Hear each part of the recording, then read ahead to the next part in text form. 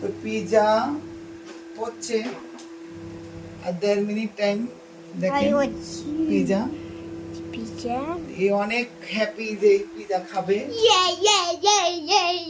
বের করবো পোড়া পোড়া একটা গন্ধ আমার এই ফ্রিজে গ্রিল পিজা গুলো করা যায় কিন্তু হয়ে গেছে পিজা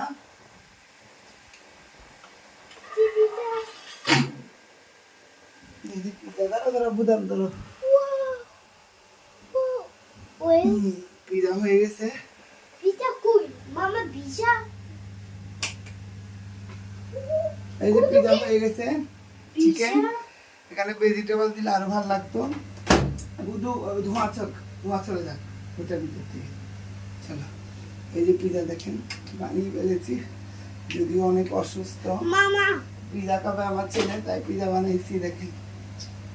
কেমন হলো কমেন্টস করে অবশ্যই জানাবেন আল্লাহ হাফেজ